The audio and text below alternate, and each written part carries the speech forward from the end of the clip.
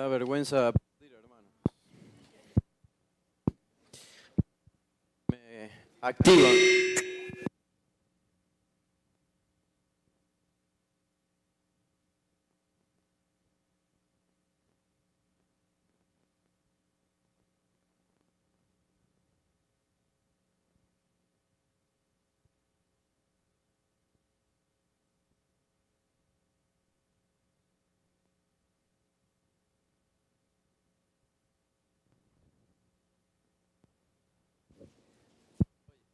¿Se oye? A ver. Bueno, decía Gabriela por el himno y recordar.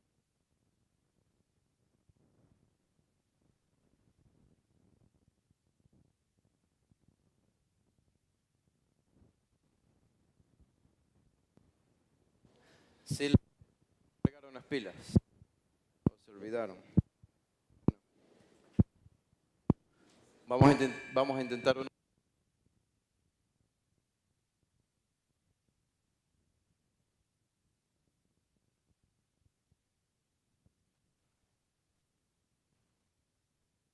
Del regreso de Cristo. Aparentemente. Bueno, como ustedes saben, el 31 de octubre se celebró Halloween. No, mentira, la Reforma Protestante. Y para nosotros es una fecha especial, aunque quizá por esta ocasión, creo que el segundo año consecutivo no dedicamos un sermón especial para hablar sobre la Reforma Protestante. Digo, no es obligación, pero es bueno hacerlo. Si bien es cierto, en otras ocasiones hemos hablado sobre Martín Lutero, la Reforma Protestante en Europa, en Alemania, y esta canción última nos recordaba este evento importante. Pero hoy también tenemos la celebración de la Santa Cena y creo que tenemos la oportunidad de hablar sobre la Iglesia y algunas de las verdades que enseñaron también los reformadores en el siglo XVI. Las podremos enseñar este próximo fin de semana, que es la conferencia que tenemos aquí, titulada La Iglesia Ejemplar. Así que de nuevo, hermanos, les animamos, es algo que hacemos una vez al año, es la conferencia más importante que tenemos. David Robles ya va a llegar esta semana para unirse con nosotros y participar en esta conferencia importante. Él quiere conocer más el ministerio y obviamente ser utilizado por el Señor. Así que vamos a tener esta conferencia y les animamos a que sigan inscribiéndose si no lo han hecho. Al final de este culto, vayan a estas iglesias que están aquí cerca de nosotros, invítenlas a venir a nuestra conferencia este fin de semana, que hagan algo bueno y puedan aprender algo nuevo y útil para ellos. Creo que se le bajan un poco, se escucha un poco de eco. Bueno, pero hoy quería hablar sobre lo que comenzamos a hablar la semana pasada, y sé que la luz se va a ir a las 12, así que se va a hacer una indicación de cuándo tenemos que terminar este sermón, pero tenemos la celebración de la Santa Cena, así que debemos considerar eso dentro del tiempo apropiado también. Pero la semana pasada, y por eso va a ser diferente esto, ¿se acuerdan? Yo les había anunciado, hablamos siempre sobre un pasaje, un texto de la Biblia y predicamos versículo por versículo, ya sea de 2 Corintios o el Evangelio de Lucas, estamos estudiando los versículo por versículo, son sermones. Y discúlpeme si esto no suena tanto como un sermón, sino más como una clase, no quiero que esa sea la intención, pero probablemente va a salir así, pero creo que es útil para nosotros por los eventos que vemos que están sucediendo alrededor de nosotros, los eventos políticos, los eventos militares, bélicos, guerras y anuncios de guerras y unión de naciones y bloques que están conspirando contra otros bloques o contra otra nación, el resurgir del antisemitismo, el antijudaísmo, el odio contra los judíos, no solamente de las naciones vecinas de Israel, sino casi todo el mundo literalmente. Es algo que tiene que volver a nosotros a la Escritura, tenemos que volver a la Escritura y analizar qué dice la Biblia sobre todo esto. Lamentablemente la mayoría de los cristianos permanecen en oscuridad sobre el tema del fin de los tiempos y cuando ven eventos como estos, alrededor nuestro no saben qué decir ni qué responder, ya sea porque su escatología les desanima, porque lo único que creen que va a suceder al final es que una gran aspiradora celestial va a venir del cielo y nos va a absorber a todos en el cielo para vivir como ángeles el resto de la eternidad y no habrá nada más que eso. O ya sea porque simplemente no han prestado atención a lo que dice la Biblia y cómo relacionar lo que dice la Biblia con estos eventos que vemos alrededor de nosotros. Pero no tenemos, de nuevo, que permanecer en la oscuridad. De todos los grupos religiosos tenemos que ser los más entendidos y los que más claridad tenemos sobre explicaciones a los eventos que ocurren el día de hoy. Así que estamos entrando obviamente en una guerra, un tiempo de guerra, una era de guerras modernas, y lo podemos ver alrededor de nosotros en Europa, lo podemos ver en el Medio Oriente, lo podemos ver en otros lugares, amenazas de guerra. ¿Sí me escuchan, no? Ok. Y Jesús dijo esto en su sermón escatológico que hemos estudiado en Lucas 21, en Mateo 24, habló de guerras y rumores de guerras como una señal del tiempo del fin. A esto Jesús lo encerró bajo la categoría de dolores de parto. Son dolores de parto, es lo que esperamos ver. Y la pregunta ¿es posible comparar lo que sucede hoy con lo que dice la Biblia? ¿Es posible ver la guerra entre Israel y las naciones del Medio Oriente, las guerras en Europa y amenazas de guerra en otros lugares, y comparar con lo que la Biblia enseña? Bueno, de nuevo, aunque debemos tener mucho cuidado al hacer esto, yo creo que sí, y yo creo que debemos hacerlo. De nuevo, pero según la escatología de muchos, solo esperamos una gran aspiradora celestial que nos absorbe a una dimensión espiritual diferente para el resto de la eternidad. Eso es todo. Pero sucede que la Biblia nos dice más que esto. El problema es que la Biblia tiene mucha información sobre los eventos antes del descenso de Cristo a la tierra. Y hemos hablado aquí de eso antes, pero quiero añadir un poco más de explicación en esta mañana. Si ustedes me permiten y tienen paciencia conmigo, vamos a analizar algunos versículos de nuevo. Vamos a ir de un versículo a otro versículo y a otro versículo para tratar de cubrir lo que más podamos en el tiempo que nos queda en esta mañana. Si se acuerdan, la semana pasada, básicamente, si abren su Biblia, en Ezequiel 38 y 39, Ezequiel capítulo 38 y 39, ¿se acuerdan que leímos dos versículos de esto? En el capítulo 39 de Ezequiel, aquí el profeta habla del día de Jehová, y dice, y él anuncia de que este es el día del cual él había hablado. En el versículo 8, Ezequiel 39, 8, dice, aquí viene y se cumplirá, dice Jehová el Señor, este es el día del cual he hablado. ¿Ok? El día de Jehová.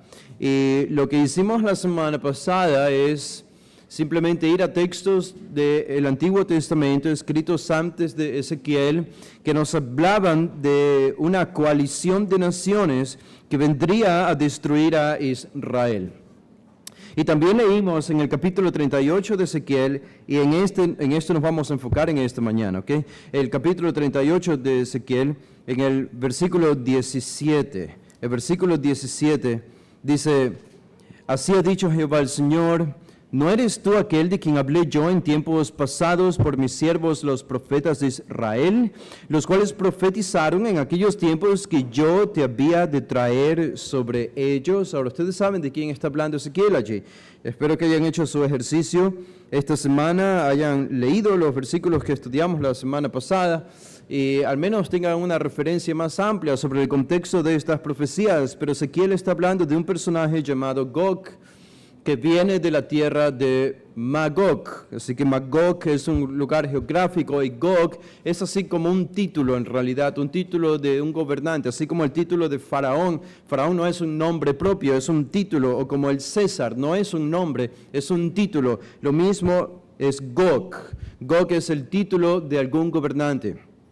En este caso, él está hablando de un personaje particular en todo el capítulo 38 y 39, y esto es algo que va a suceder en el tiempo del fin, anuncia él. Y este personaje llamado Gog, en el versículo 17 nos dice Ezequiel, dice Dios, Jehová, que ya había hablado de él. Ya había hablado de él.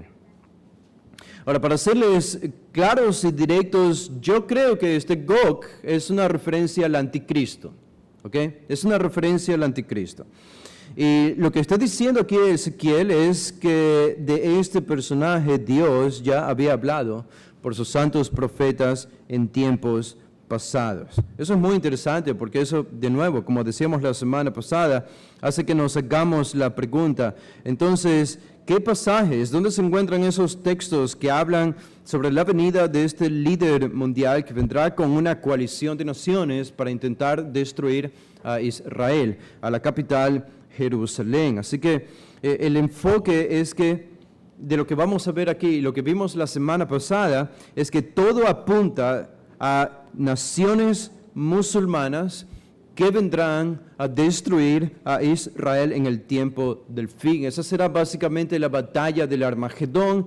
Esta es la gran guerra final, la guerra de las guerras, y la guerra que va a provocar el descenso de Cristo para destruir a todas estas naciones y al anticristo e inaugurar su reino milenial aquí en la tierra.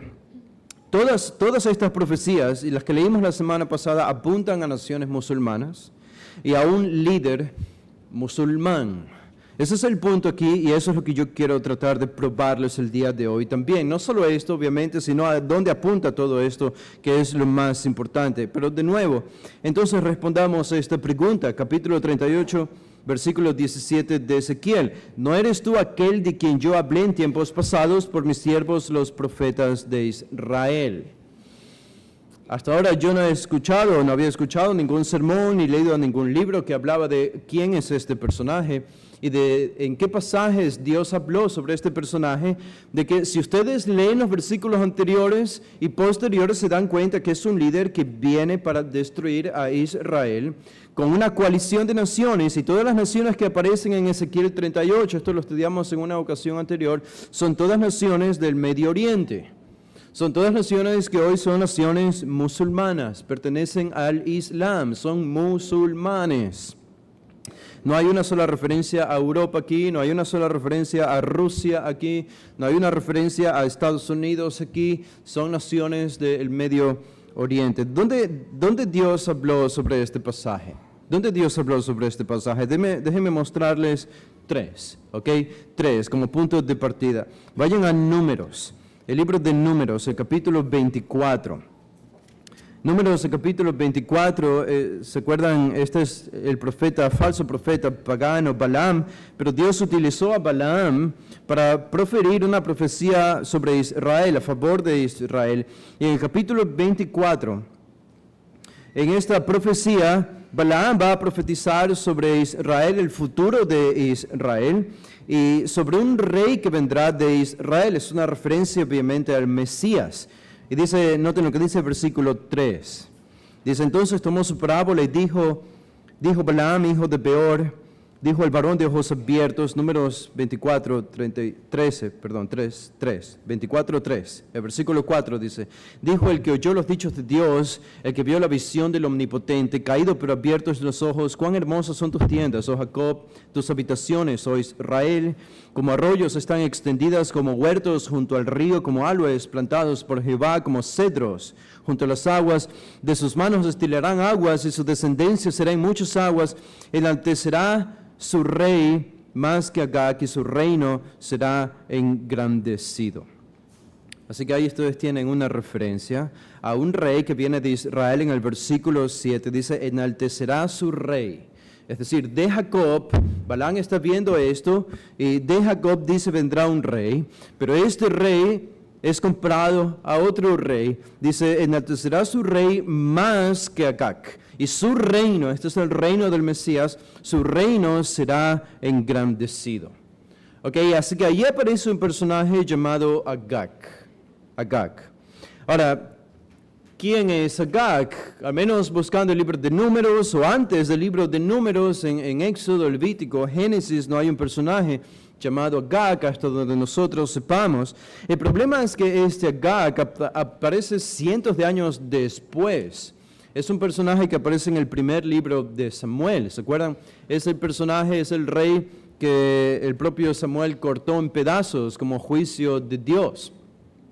Y es difícil que aquí Balaam, el autor inspirado que es Moisés, está escribiendo esto, esté pensando en Agag, cuando Agag fue apenas un rey que fue destruido fácilmente por Samuel, por Israel, fue apresado por Saúl, él lo había capturado. Es imposible y muy difícil que sea una referencia a él. Ahora, les va a parecer esto interesante, y iba a traer una Biblia hebrea. El problema es que esta Biblia pesa más que algunos de ustedes aquí, y habría sido difícil traerla y abrirla y mostrarles algo. Pero lo interesante es que la palabra Agag, hay otras versiones del Antiguo Testamento, como la Septuaginta, incluso versiones samaritanas también, muy, muy antiguas, incluso más antiguas que la masorética, que fue compuesta en la Edad Media, más antiguas, que no tienen la palabra Agag allí. La palabra que aparece allí en lugar de Agag es Gog. Literalmente dice mi Gog. Mi es una preposición hebrea y es la palabra Gog, no Agag. Así que pueden anotar eso ustedes en el margen de sus Biblias si quieren, o en un cuaderno para que lo recuerden y lo comprueben si quieren, si tienen la capacidad de acceder al idioma original. Y yo creo que esa sería una referencia más plausible y más probable de lo que está diciendo Balaam. Aquí dice: enaltecerá su rey más que Gog, y su reino será engrandecido. Así que respondiendo a la pregunta de Ezequiel 38:17, hablé de ti en tiempos pasados por mis santos profetas. Esta sería una de esas referencias donde Dios ya revela algo sobre el anticristo, sobre Gog, aquí mencionado como un gran rey comparado al Mesías, obviamente el Mesías más grande que Gog, pero si se lo compara a Gog es porque este rey sería considerablemente poderoso y fuerte aquí en la tierra. Así que ese es un pasaje, yo creo que responde de lo que Ezequiel está hablando en 38:17. Vayan al segundo conmigo en Isaías. Isaías profetizó también antes de Ezequiel. Y dice el profeta Isaías en el capítulo 14 de Isaías. Observen esta profecía en el versículo 24. Dice Isaías 14:24, él está anunciando sobre Asiria. Asiria es el imperio dominante en ese tiempo que está al norte de Israel. Amenazaba ya con destruir el norte de Israel, y estas son las profecías de Isaías básicamente. Y dice el versículo 24, Jehová de los ejércitos juró diciendo: ciertamente se hará de la manera que lo he pensado, y será confirmado como lo he determinado, que quebrantaré al asirio. Porque noten esta referencia: quebrantaré al asirio. No es plural, no es los asirios, eso podríamos encontrarlo en otras referencias de Isaías, pero aquí se singulariza a un individuo. Dice: quebrantaré al asirio en mi tierra, y en mis montes lo hollaré, y su yugo será apartado de ellos, y su carga será quitada de su hombro. Dice el versículo 26, este es el consejo que está acordado sobre toda la tierra, y esta es la mano extendida sobre todas las naciones, porque Jehová de los ejércitos lo ha determinado, y ¿quién impedirá su mano extendida? ¿Quién hará retroceder? Aquí encontramos otro anuncio de Dios lidiando con un personaje llamado el asirio. Y dice que Dios destruiría al el asirio, ¿dónde? Dice, en mi tierra. Esta es una referencia a Jerusalén, a Israel. Dice, en mis montes lo hollaré, lo pisotearé, significa hollaré. Es muy similar a la profecía que tenemos en Génesis 3:15 también, de que la simiente de la mujer heriría en la cabeza a la serpiente, la hollaría en su cabeza. Y dice, y su yugo será apartado de ellos, es decir, el asirio se describe aquí como teniendo un yugo o manteniendo en esclavitud al pueblo de Dios, y su carga será quitada de su hombro. Ahora, alguno podría decir, bueno, esto debía haber sido una referencia al rey asirio de ese tiempo, cuando estaban en guerra con Israel, especialmente el norte de Israel. Era el rey Sennacherib. Primera de Reyes y Crónicas nos hablan sobre este rey.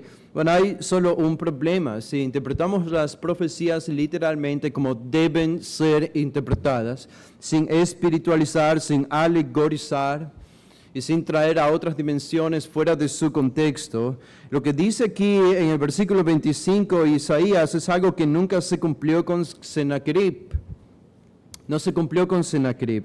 Sennacherib no murió como se describe aquí en Isaías 14:25 dentro de las fronteras de Israel.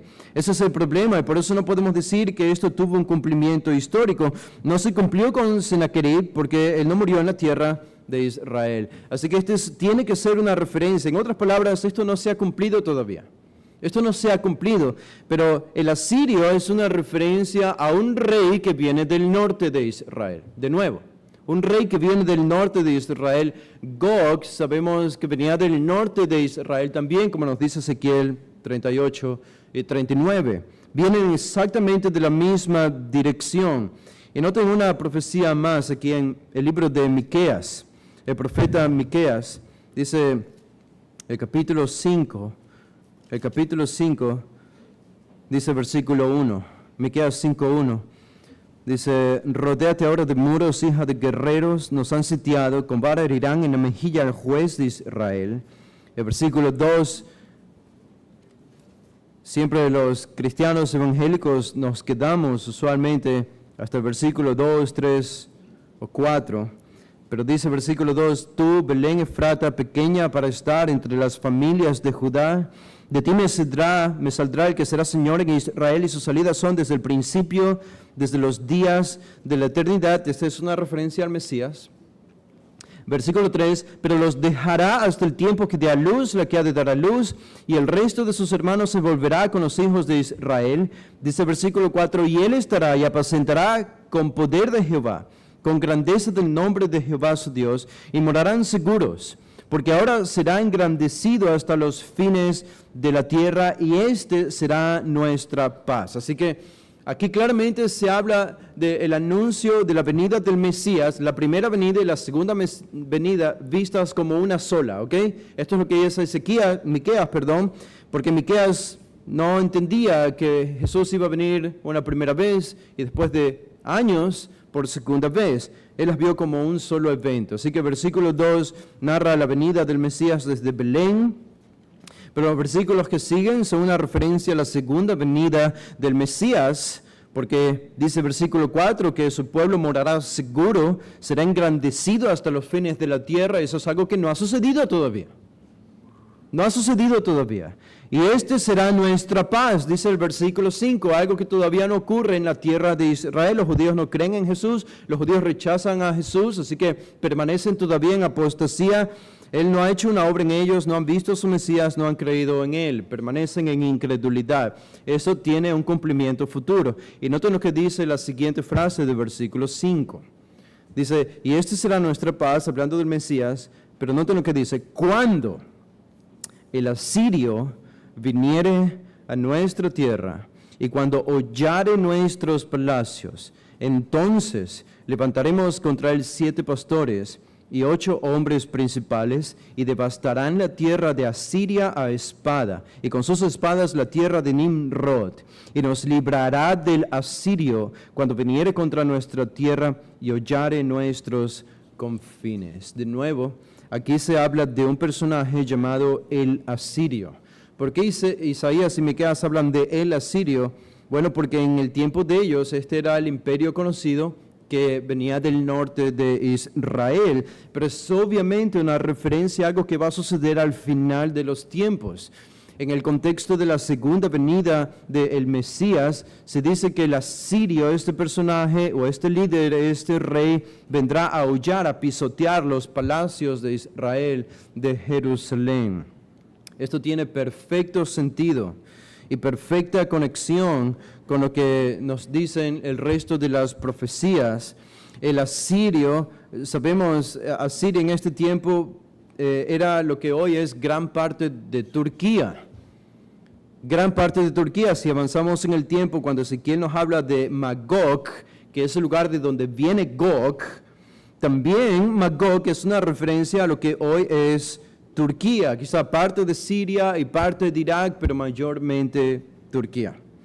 Yo creo que estas 3 referencias proféticas sobre este personaje, Gog o el asirio. Podemos encontrar otras haciendo referencia a Moab también, como alguien que viene del norte en el final de los tiempos a destruir a Israel con una coalición de naciones. Son todas señales que apuntan a este personaje que nosotros los cristianos conocemos hoy como el Anticristo.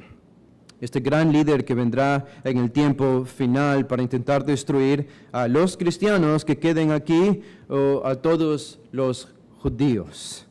Ahora, lo que les había anunciado la semana pasada, yo creo que esto es claro, al menos para mí lo es, y hay tantos otros pasajes que no podemos cubrir por falta de tiempo, pero ¿sabían ustedes si la Biblia profetiza de todos estos eventos ocurriendo al final de los tiempos, en una guerra escatológica que se va a llevar a cabo en Israel, en Jerusalén, y que todas las ciudades y naciones que menciona la Biblia que van a venir a destruir a Israel en ese tiempo son el día de hoy naciones islámicas, son naciones musulmanas?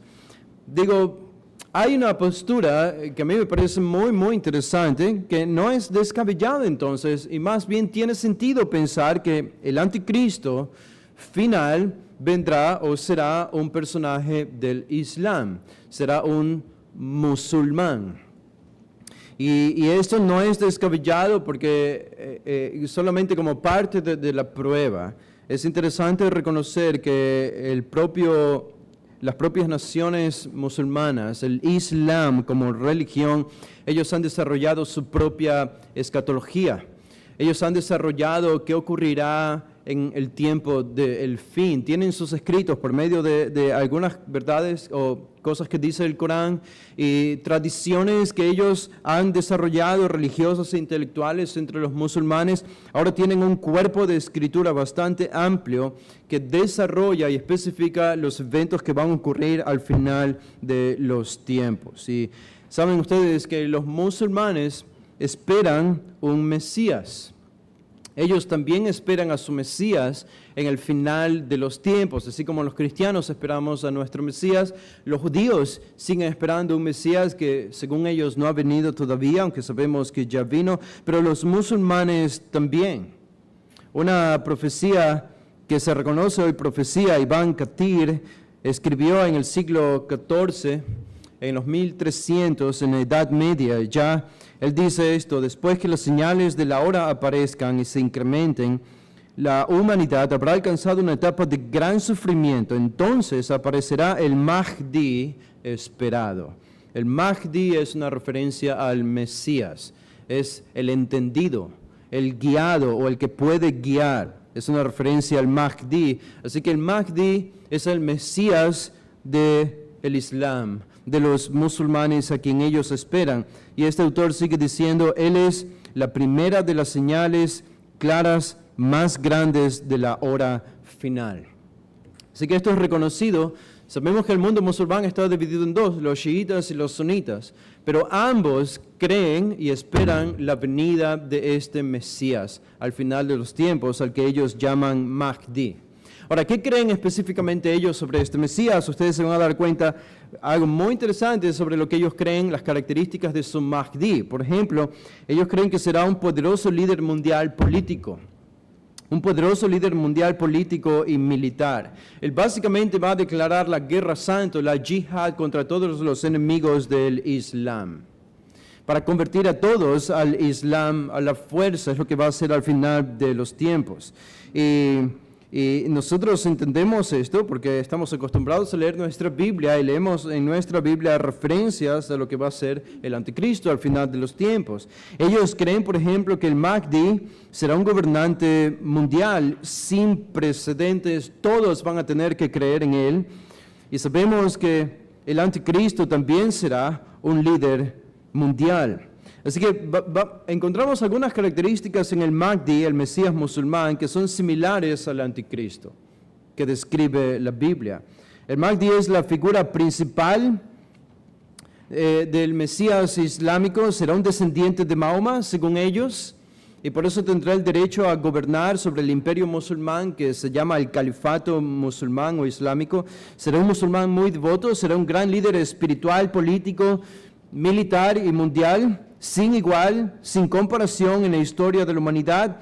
Él va a emerger después de un gran periodo de agitación y sufrimiento sobre la tierra. Él va a establecer justicia y verdad en todo el mundo y va a erradicar la tiranía y la opresión, así que se va a presentar como un líder que trae paz al mundo. Esto es escatología del Islam, ¿ok? Esto no es la Biblia, es escatología del Islam. El Mahdi, dicen ellos, será el gran califa, el gran imán, el vicerregente y líder de Alá para todos los musulmanes de todo el mundo. Él va a dirigir una revolución mundial y va a establecer un nuevo orden mundial. Él va a cambiar los tiempos, Él va a cambiar las leyes, Él va a dirigir una gran acción militar contra todos los que se le opongan. Él va a invadir muchos países, hará un tratado de paz. Esto les va a sorprender. El Mahdi va a hacer un tratado de paz con un judío del linaje sacerdotal de Aarón por 7 años. Esto es lo que dice la escatología del Islam. No estoy leyendo la Biblia. Es la escatología del Islam. Él va a conquistar Israel para el Islam y va a guiar a los fieles musulmanes en una gran matanza y batalla final contra todos los judíos. Él va a establecer la nueva sede del mundo islámico en Jerusalén. Él va a gobernar durante 7 años. Él va a hacer que el Islam sea la única religión determinada en la tierra y permitida en la tierra. Y aparecerá montado en un caballo blanco. No estamos seguros si la escatología del Islam piensa en esto como algo figurado o algo literal, pero esto es lo que dicen, que aparecerá montado sobre un caballo blanco. Él va a descubrir algunos manuscritos bíblicos que no se habían descubierto hasta ese entonces, para discutir con los judíos y tratar de convencerlos de que el Islam es la verdad. Y va a hacer que algunos judíos se conviertan al Islam. Él también va a descubrir el arca del pacto desde el mar de Galilea y lo va a llevar a Jerusalén, y tendrá el poder sobrenatural de Alá, que es el Dios del Islam. Tendrá el poder sobre el viento, sobre la lluvia y las cosechas. Va a poseer y va a distribuir enormes cantidades de riqueza y va a ser amado por toda la gente de la tierra. Ok, ¿qué les parece? Estas son las características del Mahdi que esperan los musulmanes. ¿No les parece tremendamente similar a lo que dice la Biblia sobre el anticristo? Es exactamente lo que la Biblia dice sobre el anticristo. El anticristo, la Biblia nos dice que será un gran líder mundial, político y militar poderoso. La Biblia nos dice que el anticristo también será un líder no solo militar y político, sino espiritual. Y el Mahdi obviamente será un líder espiritual también. Si pertenece al Islam y va a convertir a todos al Islam, también será un líder espiritual. También sabemos, la Biblia nos dice que el anticristo va a luchar contra los judíos y los cristianos para matarlos. Daniel nos dice esto, Apocalipsis nos dice esto, y es exactamente lo que va a hacer el Mahdi según la escatología del musulmán. Él va a llevar una campaña contra los judíos y contra los cristianos. Un ataque militar contra Israel. La Biblia nos dice que el anticristo va a llevar a cabo un ataque militar contra Israel. Leímos todos estos pasajes la semana pasada. Un ataque militar contra Israel, y desde Israel va a establecer la sede de su autoridad en Jerusalén, en el templo. El Nuevo Testamento también nos dice esto. Pablo nos dice esto en 2 Tesalonicenses. Y esto es exactamente lo que el Islam nos dice que va a ser el Mesías de ellos, el Mahdi, exactamente lo mismo, y que va a gobernar por 7 años. Esta es quizá la profecía sobre el anticristo más reveladora y más fascinante, que es tan similar a lo que dice la escatología del Islam, que sabemos por Daniel 9, por Apocalipsis, que el anticristo va a gobernar por 7 años. Por 7 años en el Medio Oriente, en Jerusalén, con este pacto que va a hacer con los judíos. Y en la escatología del Islam se nos dice exactamente lo mismo, que el Mahdi, el Mesías que ellos esperan, va a gobernar 7 años desde Jerusalén. Y allí Él se va a sentar para gobernar. Es muy interesante esto. Ellos lo dicen solo porque probablemente no me creen lo que estoy diciendo. Voy a leer una profecía de Muhammad Ali ibn Zubair. Él relata esta tradición asombrosa y él dice, el profeta dijo, habrá 4 acuerdos de paz entre ustedes y ellos. El cuarto será mediado a través de una persona que será de la progenie de Aarón y será sostenido por 7 años. Por 7 años. Esta es una referencia al Mahdi. Un pacto que hace con Israel por 7 años para gobernar. Así que todas estas profecías tienen una tremenda similitud con lo que dice el Islam sobre el Mesías que ellos esperan. No es difícil, por lo tanto, darse cuenta que lo que la Biblia describe como al anticristo es lo que los musulmanes han desarrollado para esperar a su Mesías. Ok, la pregunta puede ser, ¿y qué hay de Jesús? ¿Qué creen los musulmanes acerca de Jesús? Bueno, eso les va a parecer interesante porque la semana pasada estaba conversando con William después del culto y él me entregó un pequeño folleto, un manual. Le habían regalado a él unos musulmanes en, creo que una feria de libros que hubo aquí en Guayaquil, y él me estaba diciendo que habían musulmanes allí entregando literatura, diseminándola a la gente que había acudido a este evento importante aquí en Guayaquil, o no sé en qué ciudad fue, pero aquí en Ecuador. Y uno de estos folletos que estaban entregando es un libro que se titula algo así, es el testimonio de un musulmán que dice, ¿cómo Jesús me llevó al Islam? ¿Cómo Jesús me llevó al Islam? Y este libro es básicamente todo un testimonio de cómo él creció siendo cristiano, después se desilusionó del cristianismo y después en la universidad conoció a un amigo que era musulmán y se había atraído hacia el mundo musulmán y entendió lo que los musulmanes decían sobre Jesús y que los musulmanes hablaban bien de Jesús porque para ellos Jesús fue un profeta, un gran profeta, poderoso, y esto es lo más interesante, Jesús va a regresar para los musulmanes, ¿sabían eso? Jesús va a regresar por segunda vez. ¿Y qué va a hacer Jesús cuando regrese por segunda vez? Bueno, los musulmanes dicen, básicamente, lo que va a hacer Jesús cuando regrese por segunda vez es que en los últimos tiempos Él va a estar en una mezquita cerca de Damasco, de allí va a aparecer, y va a llegar el momento en que el Mahdi, el Mesías del Islam, y su ejército se estén preparando para orar, es decir, una oración antes de la gran batalla, antes del gran ataque. El Mahdi, y dice, el Mahdi le va a pedir a Jesús que dirija la oración, pero Jesús va a decir no, le va a decir no al Mahdi, porque el Mahdi es superior a Jesús. El Mahdi es el líder de los musulmanes, entonces él va a rezar detrás del Mahdi como un subordinado del Mahdi. Esto es lo que va a hacer Jesús. Básicamente Jesús va a ser un fiel musulmán. En el final de los tiempos, hará un peregrinaje a la Meca, como hacen los musulmanes el día de hoy.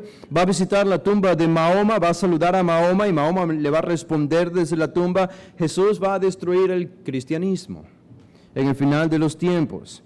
Él va a revocar el impuesto que los no musulmanes pagan, cristianos y judíos pagan para poder vivir en naciones musulmanas. Y va a decir, ya no hay más impuesto, ahora es el Islam o la muerte. El Islam o la muerte. Él va a establecer la Sharia, la ley islámica en toda la tierra. Si ustedes saben algo sobre la ley Sharia al día de hoy, los musulmanes cuando llegan a una ciudad, ya sea por inmigración o por conquista militar, ellos imponen la Sharia. Es decir, todos los que viven aquí tienen que vivir como musulmanes. Es una ley, es una obligación. Y por último, ellos dicen que Jesús va a matar al anticristo y a sus seguidores, compuestos en gran parte por judíos y mujeres. Así que los musulmanes tienen a su Mahdi, que será el Mesías final que vendrá. Tienen también una referencia a Jesús, que va a venir y básicamente les va a decir a todos los cristianos que estuvieron equivocados pensando que Él era el Mesías, porque Él no es el Mesías es el Mahdi, va a decir Jesús, y el Mesías no es cristiano, el Mesías es musulmán. Esta va a ser la gran predicación y la gran campaña religiosa de Jesús al final de los tiempos. Ahora, ¿se dan cuenta de algo? Si ustedes han prestado atención a las enseñanzas anteriores en el libro de Apocalipsis, por ejemplo, se estudió sobre el falso profeta. ¿Se acuerdan del falso profeta? Aparece el anticristo, pero aparece otro personaje que es el falso profeta que viene con la apariencia de un cordero con 2 cuernos y se lo representa como un personaje religioso. Es el que lleva a cabo el anuncio, la predicación y hace que todas las naciones adoren al anticristo. Es exactamente, noten, es exactamente lo que los musulmanes dicen que va a ser Jesús al final de los tiempos. Así que de nuevo, lo que dice la Biblia sobre el anticristo es básicamente el Mahdi, el Mesías para los musulmanes. Y lo que dice la Biblia sobre el falso profeta que acompaña al anticristo es lo que dicen los musulmanes sobre Jesús, que va a ser con el Mahdi, con su Mesías al final de los tiempos. Es simplemente toda la escatología bíblica puesta de cabeza para provocar confusión. Y una cosa más, esta es la última característica de la que les voy a hablar, pero muy resumida, es que los musulmanes también creen en un anticristo. Ellos creen que vendrá un anticristo, pero ¿saben qué? Y eso lo hago solo para resumir porque ya no tengo tiempo. Cómo ellos describen a su anticristo es lo que nuestra Biblia dice sobre nuestro Mesías. Así que ellos estarán en una gran campaña. El Mahdi y Jesús, el Jesús musulmán del Islam, van a hacer una gran campaña contra el anticristo, según ellos, que no es otro que para nosotros el verdadero Mesías.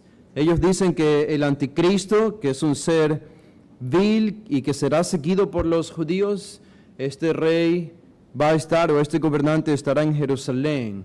Y el Mahdi y Jesús, el falso profeta, irán contra él para intentar destruirlo. Es simplemente la profecía bíblica puesta de cabeza. No es otra cosa que eso.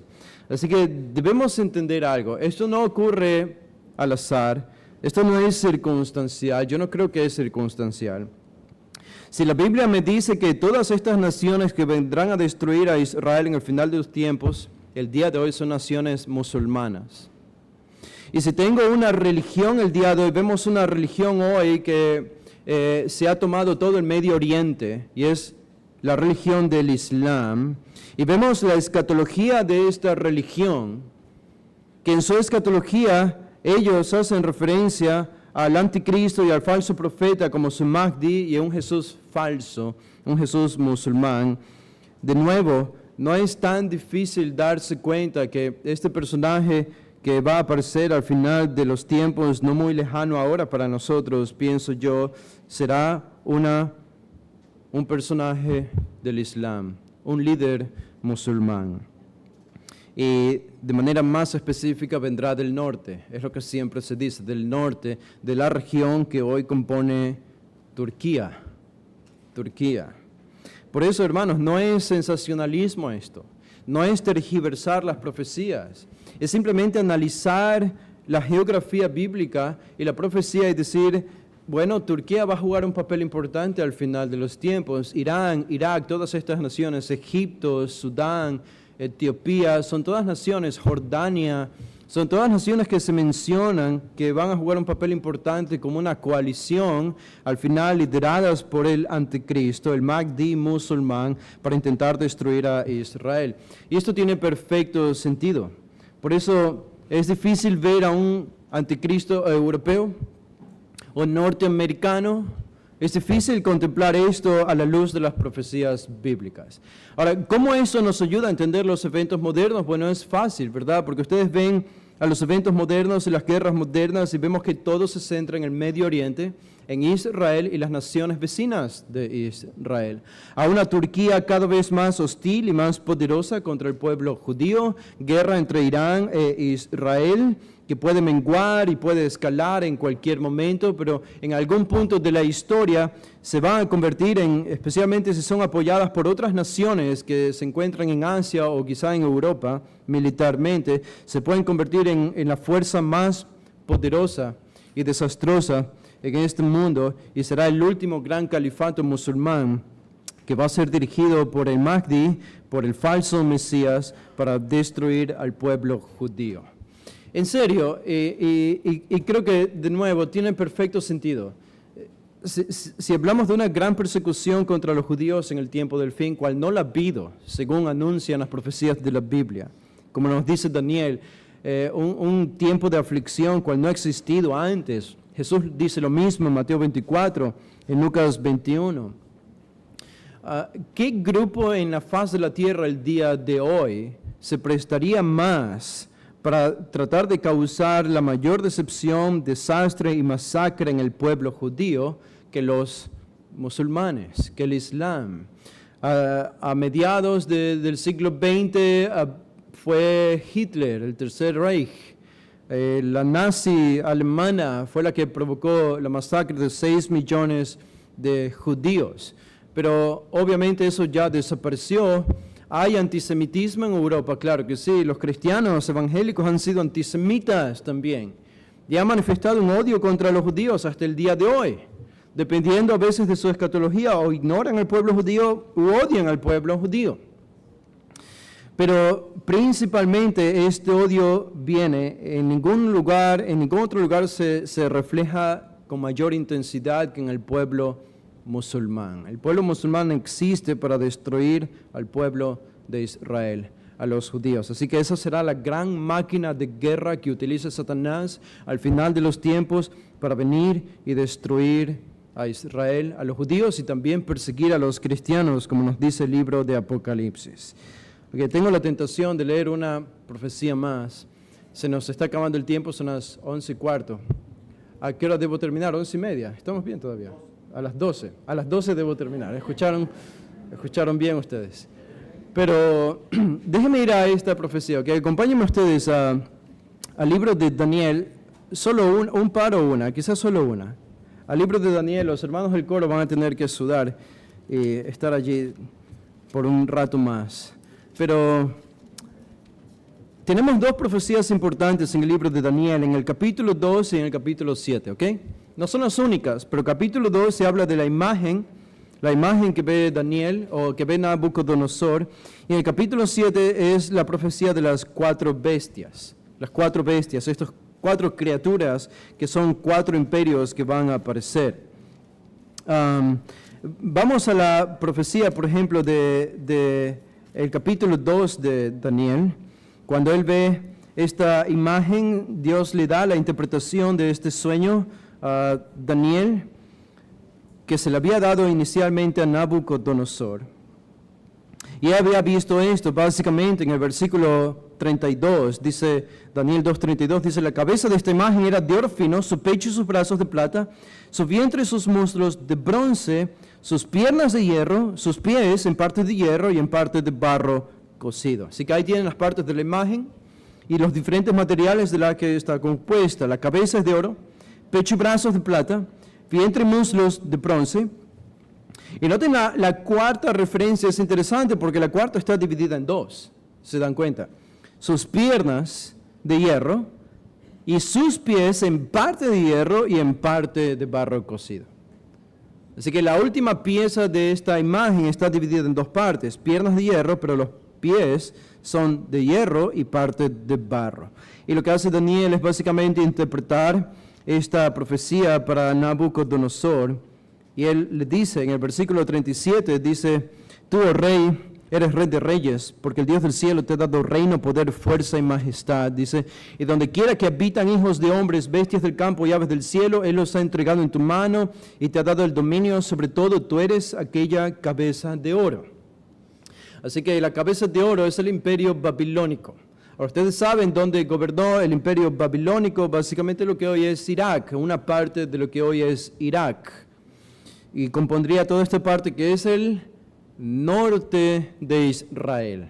El norte de Israel. Aquí no está Rusia, aquí no está Alemania. Esta es una referencia a la Babilonia de Nabucodonosor y la capital de Babilonia. Dice el versículo 39, después de ti se levantará otro reino inferior al tuyo, y luego un tercer reino de bronce, el cual dominará sobre toda la tierra.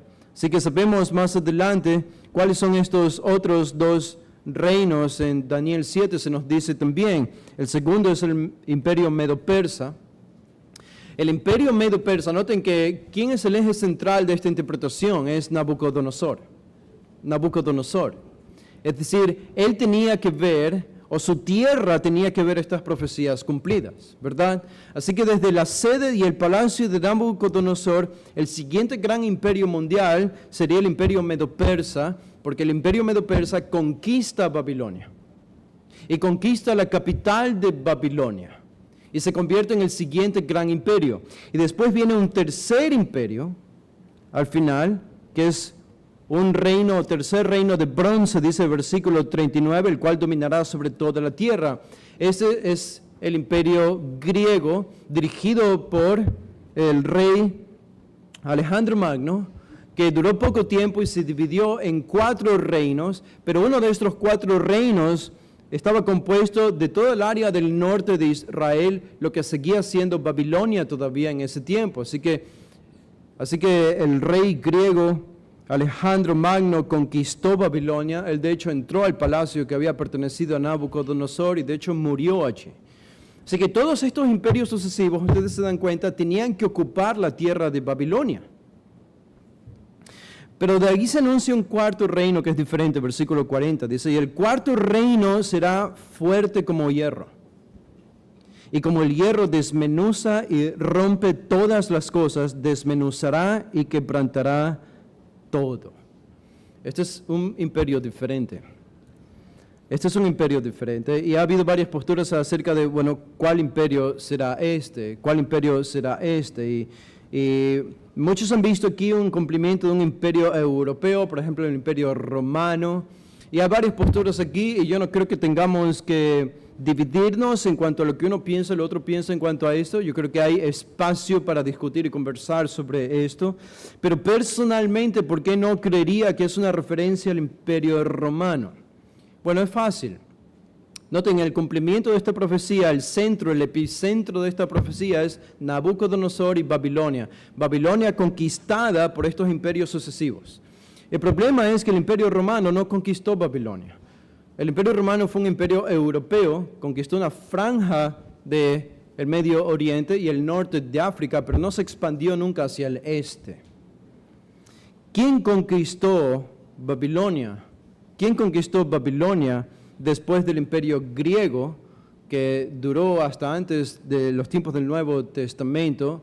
Llegó al imperio romano, pero lo que era Babilonia todavía seguía sin ser conquistado y pertenecía básicamente todavía a los medo-persas durante el imperio romano. Pero después del imperio romano, en el siglo VI, en el siglo VII, aparece un hombre llamado Mahoma, en el siglo VII después de Jesús. Y pronto se convierte en un gran líder general, militar, que cortaba cabezas y se convirtió más adelante, en unos años después, se convirtió en el gran califato o imperio musulmán, y ellos entraron a lo que era Babilonia y la conquistaron y estuvieron allí básicamente hasta el día de hoy.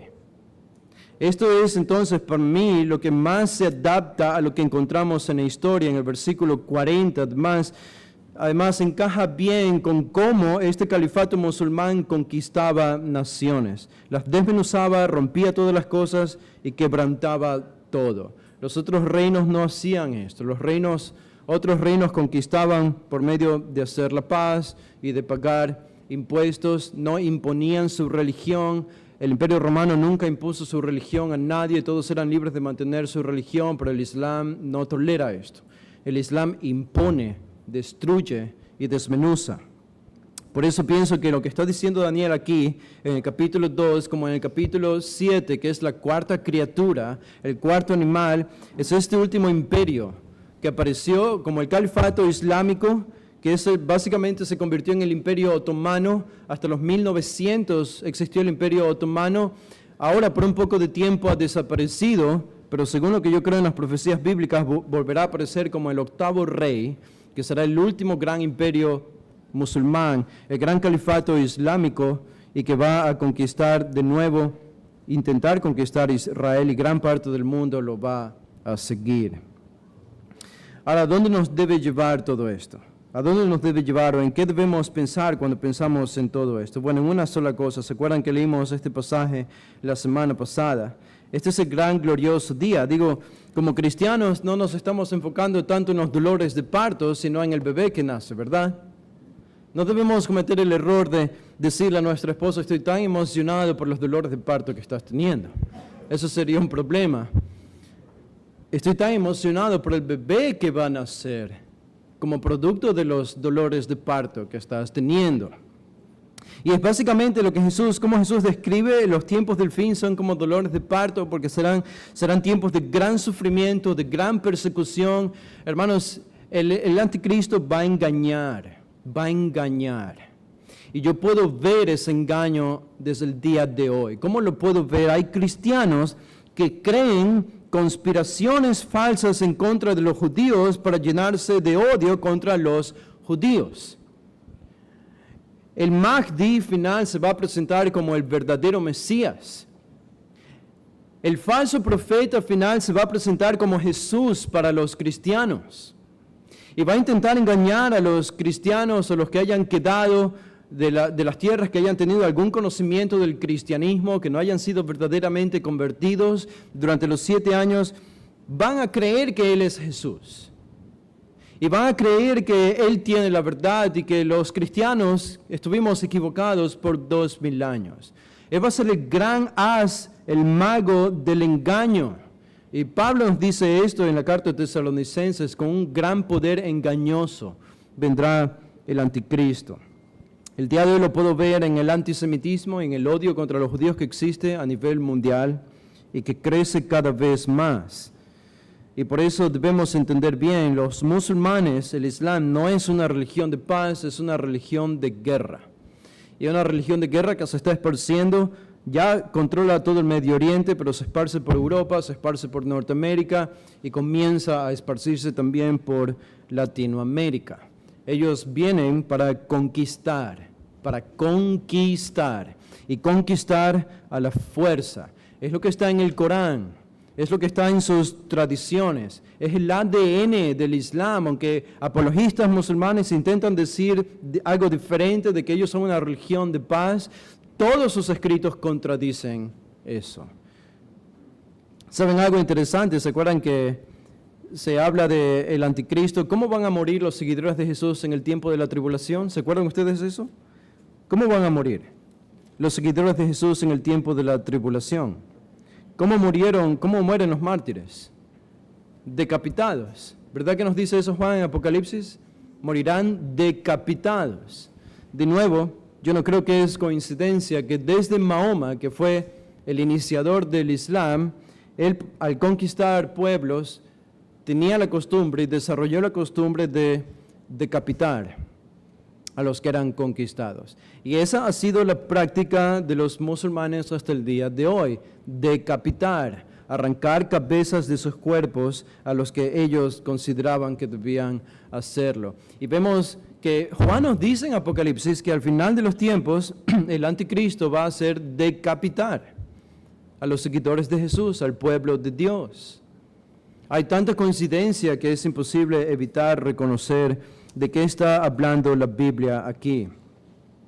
Así que, ¿a qué nos debe llevar todo esto? Bueno, todo esto nos debe llevar a una gran alabanza en el cielo, ¿verdad? ¿Por qué? Porque si el día de hoy yo veo que las naciones, tanto política como militarmente, como antisemitas, el pueblo musulmán se desarrolla cada vez más, yo creo que el tiempo del fin, en verdad, está cerca. El tiempo en que el juicio de Dios comience a regarse sobre la tierra, los 7 años comiencen, está por llegar. El propio MacArthur ha dicho en años anteriores, según él, según su propia perspectiva y su opinión, él decía, ya anciano, MacArthur decía, él pensaba que el anticristo ya existía entre nosotros, obviamente quizás siendo un niño, siendo joven, no se sabe, pero era la convicción de él, o ha sido la convicción de él. Y en verdad viendo especialmente el Medio Oriente y las naciones musulmanas, y viendo a Turquía, que es una nación clave, pienso yo, por lo que dice la Biblia, uno podría llegar a la conclusión similar. El anticristo es muy probable que ya esté entre nosotros, el tiempo del fin está muy cerca y solo queda una cosa por hacer: arrepentirse de sus pecados, para los que no conocen a Cristo, creer en Él salvíficamente, abandonar tu yo, tus sueños y tus anhelos por vivir con Cristo y como Cristo demanda. Y para los cristianos, como leímos en la segunda carta de Pedro, vivir con temor reverente, sabiendo que el día se acerca, el tiempo del fin se acerca. Y para nosotros será un tiempo de gran gozo, de alegría y de celebración. ¿Por qué? Porque ¿qué es lo que nos espera a nosotros? Bueno, dice 19:9. Apocalipsis 19:9 dice: el ángel me dijo, escribe, bienaventurados los que son llamados a la cena de las bodas del Cordero. Y me dijo, estas son palabras verdaderas de Dios. Yo me postré a sus pies para adorarle, y él me dijo, mira, no lo hagas, soy consiervo tuyo y de tus hermanos que retienen el testimonio de Jesús. Adora a Dios, porque el testimonio de Jesús es el espíritu de la profecía. Y entonces Cristo desciende desde el cielo, dice el versículo 11 en adelante, y nosotros descenderemos con él, los que hayamos sido arrebatados 7 años antes de todos estos eventos. ¿Puedes reconocer que estás allí? ¿Eres tú de estos que van a celebrar esta gran fiesta, que van a descender con Cristo? ¿O eres tú de los que estarían aquí durante la persecución del anticristo? Bueno, este es el tiempo, este es el llamado, esta es la hora de arrepentirse, no mañana, sino hoy. Hoy, este es el tiempo. Y cualquiera lo puede hacer desde lo profundo de su alma y de su corazón, poniéndose cuentas con Dios. Y creo que lo que vamos a hacer ahora nos va a ayudar a eso, ¿verdad? Vamos a celebrar la Santa Cena, así que llamamos a los hermanos, ahora sí, de la música, a los hermanos del coro que puedan pasar aquí.